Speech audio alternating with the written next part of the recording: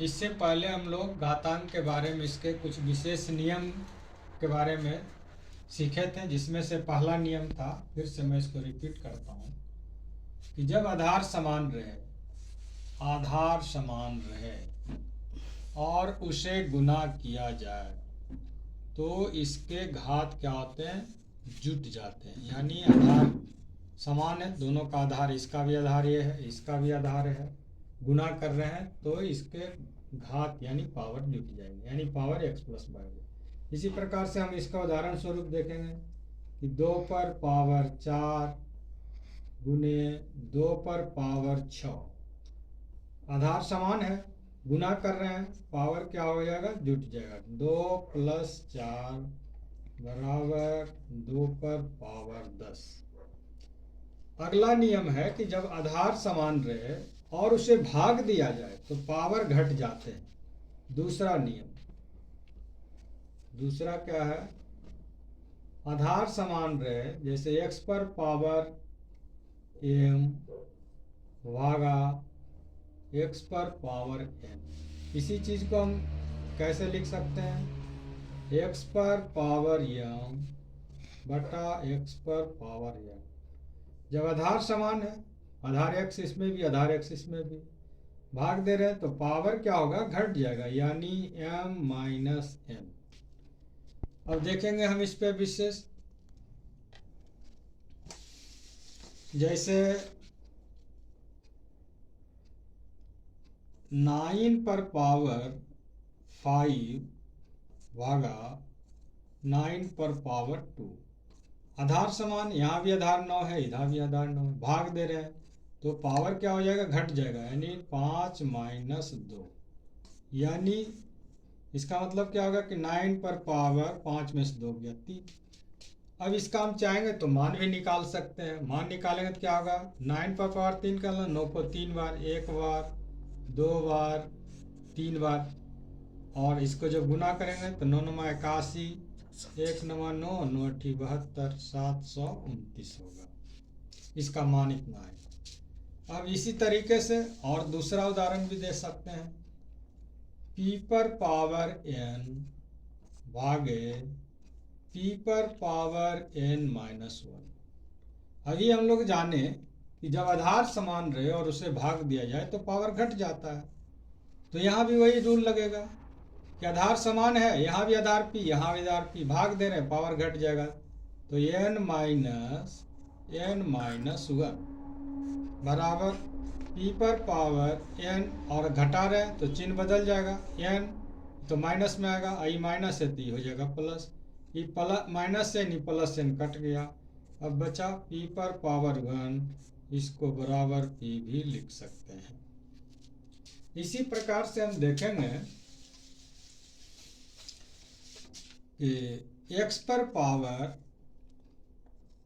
1 minus p भागा x पर power p minus 1। अब आधार समान है, भाग दे रहे हैं, पावर क्या हो जाएगा, घट जाएगा, यानी 1 minus p minus p minus 1 बराबर x पर पावर 1 माइनस p, अब घटाएंगे तो माइनस p, अब माइनस माइनस प्लस, तो 1।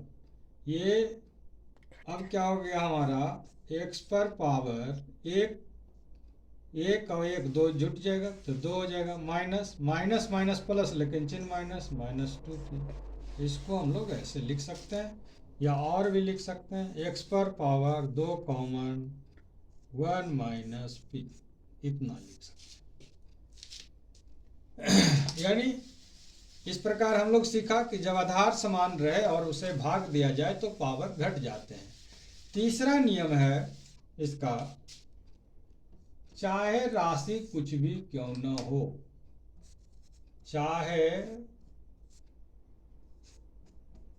राशि कुछ भी क्यों न हो, अगर उसका घात शून्य रहता है तो उसका मान हमेशा एक होगा। अर्थात गणित में राशि दो तरह के होते हैं, एक चर राशि, अचर, यानी राशि कुछ भी क्यों ना, कोई हो राशि, जैसे 2 पर पावर 0, यानी 2 का घात 0 है तो भी इसका मान 1 होगा। 1 का घात 0 है तो भी इसका मान 1 होगा। l का घात 0 है तो भी इसका मान 1 होगा। t का घात 0 है तो भी इसका मान 1 होगा। p का घात 0 है तो भी इसका मान 1 होगा। 12 का घात अगर 0 है तो भी इसका मान होगा 1। यानी चाहे राशि कुछ भी क्यों ना हो, चर रहे चाहे अचर राशि रहे, अगर उसका घात 0 है तो उसका मान हमेशा 1 होगा। चौथा क्या है तो देखेंगे।